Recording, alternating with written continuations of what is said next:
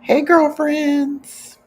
So, today, what are we talking about? I know it was kind of confusing with the mental health days as an advertisement, but that is what I think I'm going to use for now on. I made a mistake, and I think that's what I'm going to call these. So, when we're talking about social issues, we're going to call it mental health days. Those are my mental health days, social information. So, I am Dr. Wilhelmina Cromartie, and I go by Dr. Wilhelmina. And when I'm on, I'm talking about stuff related to wellness, and I talk about product reviews because we know we all like makeup and skincare. So that's really what I'm going to be doing now. So this on this mental health day, we're talking about friendship and really about you as a friend. Um, we're not pointing the fingers at anyone. It's for you to assess for yourself. So don't think I'm pointing a finger at you while we talk about these things. So this week, I've had a wonderful week. It went well, and I hope you did. So, friends, not one of us is perfect, right? We're friends, but we do our best. But there are areas we could do better in, right? So that's what we're really talking about. Your friendship level, your grade as a friend. So you're going to assess yourself. Going to my article that I'm using, because I always have an article to back me up. I don't just come out of anywhere. This is an education. I'm with the Huff Post. I would imagine it's some version of the Huffington Post, but this is called the Huff Post. I'm not sure about that. So I'm on their online article, Seven Signs You're Being a Bad Friend. And it's funny because I say not one of us is perfect. That includes me because I see myself in some of these items I'm going to talk about. So not one of us is perfect. First of all, um, let's talk about our friends, people that are friends to us. They go through challenges. So do we. Challenging periods. We lose jobs. Um, There are mental health issues, especially now we have a lot going on. This week was a tough week with the shootings. Last week was a tough week with the shooting in New York.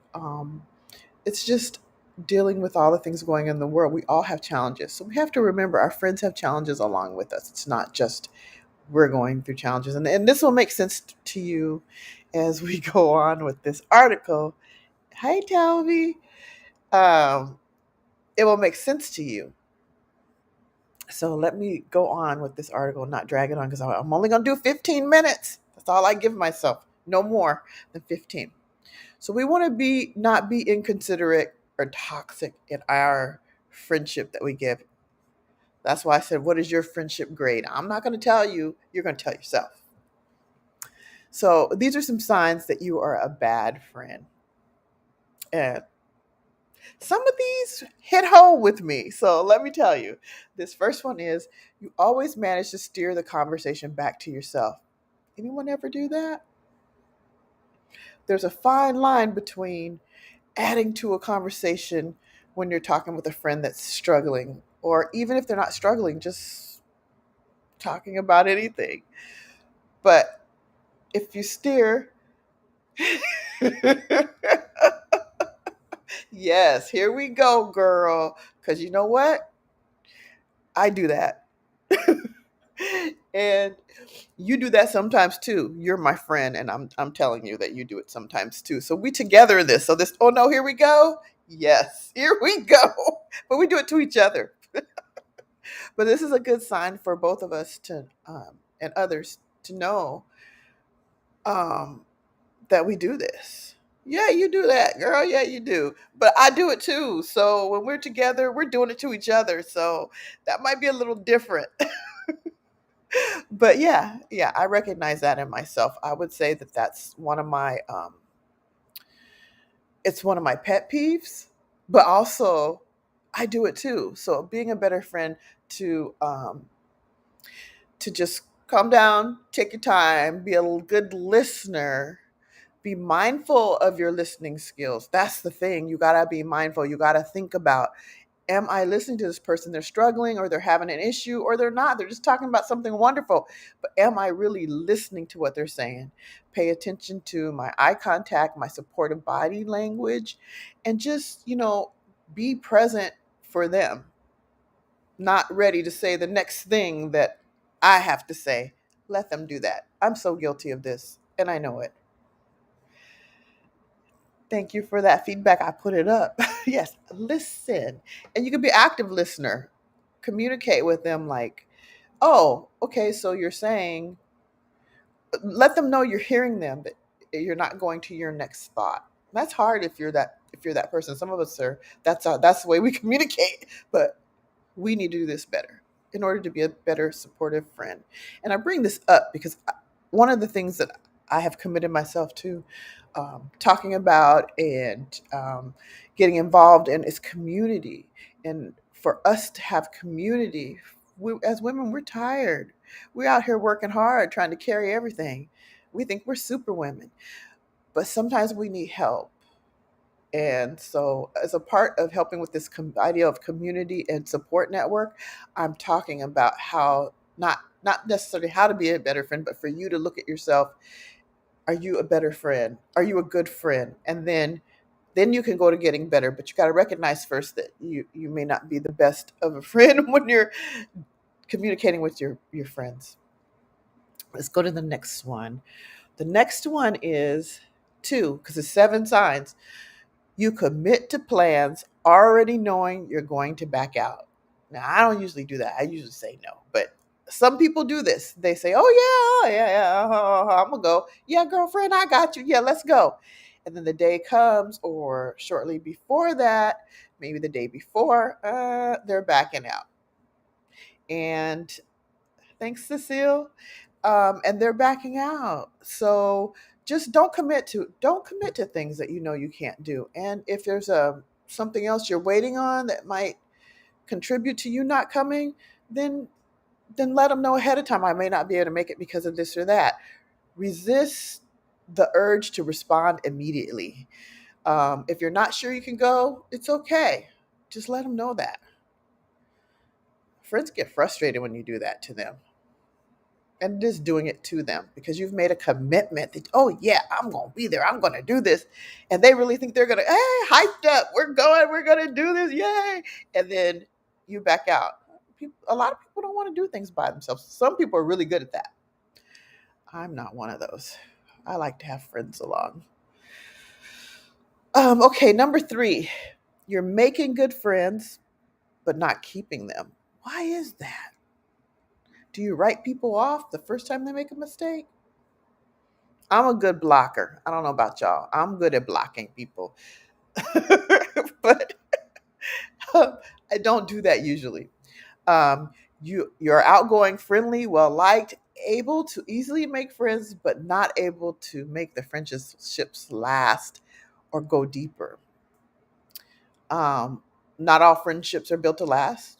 Some friendships are for a season. We know that because we cut people off when we need to, right? But um, a fix for that is to take time to consider why these bonds tend to crash and burn or just fade away. Maybe an old pal gave you some constructive criticism in the past, sorry, or a post. That could be a reason why. Um, Maybe another person in your life might lend some insight. You could talk to somebody else and ask them what happened. That's ways you can find out what's going on, because you may not recognize it, and sometimes your friends do. But that still is on them to be honest about it, right? Um, it's not necessarily you cutting them off, but they're cutting you off, right? Maybe you can talk with them and find out why. Okay, let's go to the next one. I'm doing good on time. This is one. You're never the one to initiate plans or check in first. You know, I have one friend that's a big planner, and I kind of let her do that. I can see times when I've done that. I've talked about this before. We go to Bellows, which is a beach, and they have cabins, and we'll get the cabins. That's right, Telvi. And we get these cabins, and we're on the water. It's beautiful. I love it. But whenever we get these, it's usually her getting it. I contribute to the payment of it. I contribute to financially to the food, and she does the whole plan, and I just let her do it. Whatever she says, I'm doing it. Everything is set up, the food, what we do when we do it, the times and everything. I could help out and contribute, make it a little easier on her, but she does like to plan. So now I'm putting it back on her. But yeah, some people, well, not some people like to have a little encouragement and you saying what you want. Friendships are reciprocal. So you saying what you want as they say what they want. And it's just a better balance of what's going on and what you do. Because let's admit, if you're like I am on those bellow trips, there are things sometimes you don't want to do, but you do it because you didn't put anything forth, right? Or for me, I do it because I didn't put anything forth to plan it. So I'm going to be easy. But sharing your interest is good for friends. Um, like asking to simultaneously watch a TV series that you choose during a pandemic. You know, you're watching them at the same time together. I remember when the pandemic started, I've talked about this before too. We used it was an app. I always forget the name. House Party. And a group of friends, we were all on there. And with House Party, you could play a game also. So we were playing games with, I think it was about 8 of us on there. It was pretty cool. So it's reciprocal. You're doing things together. Okay, the next one. Sign that you're not being a good friend, or signs you're being a bad friend, and how to make them bad. Pick things to do together that you share, you know? Um, you constantly lean on your friends for emotional support, but they don't.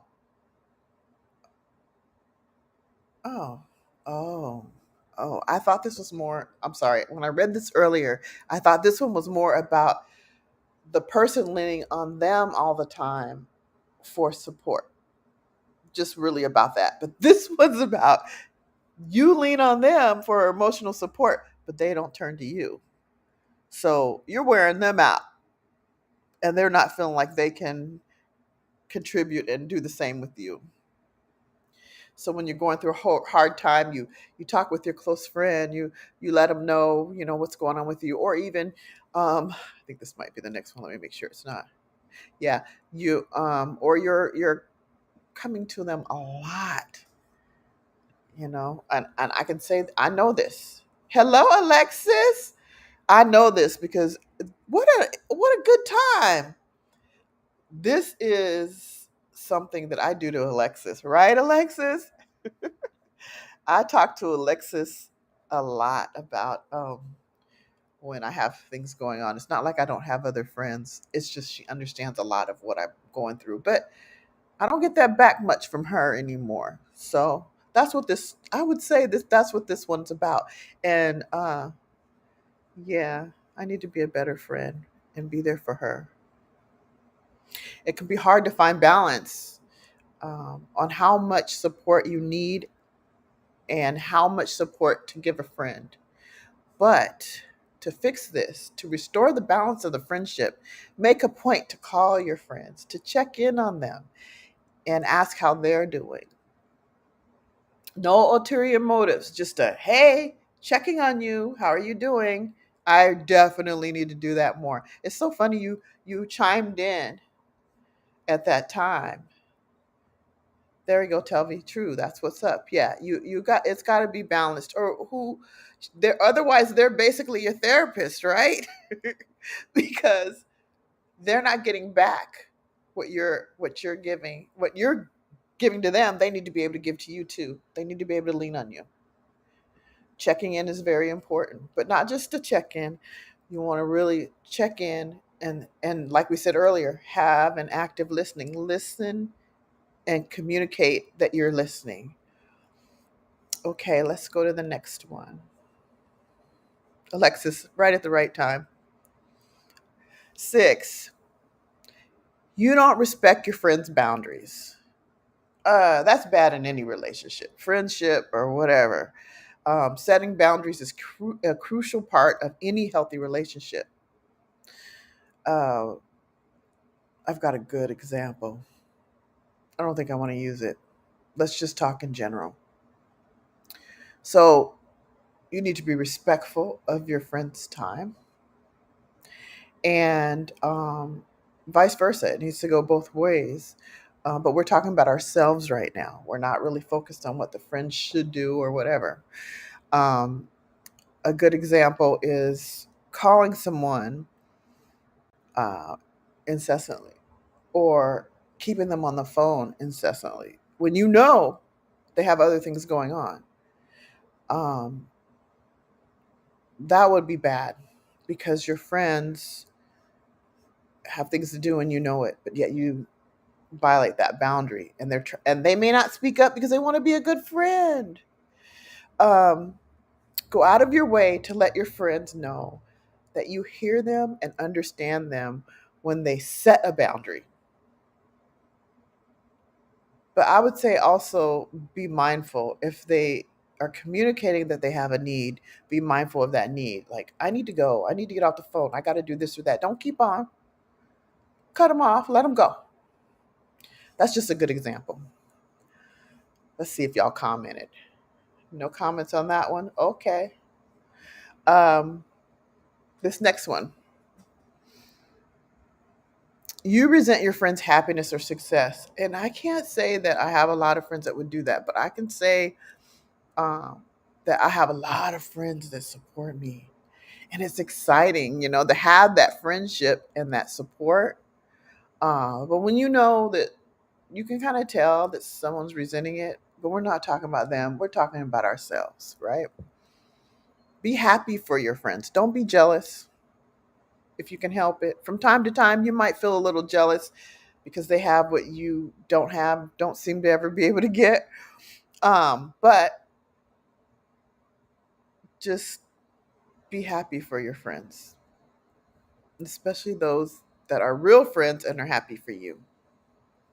A real friend would be happy for your achievements and your good fortune. You want to support your friend and their dreams and life goals. Marriage family therapist Marnie Fuhrman said that previously in a HuffPost.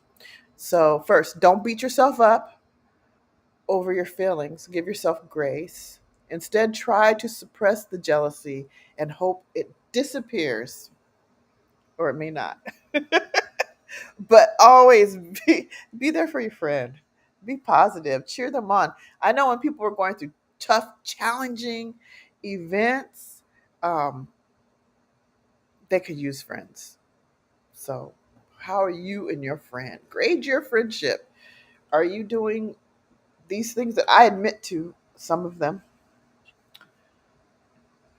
Toby says, "That's right. Be happy for your friend's success."